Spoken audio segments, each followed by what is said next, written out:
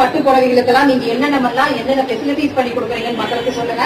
So நம்ம இருக்கிற இடம் என்னங்கிறது நீங்க சொல்லுங்க. காஞ்சிபுரம் பட்டு சென்டருங்க, Saibaba colony, NSR road, Coimbatore number 11ங்க.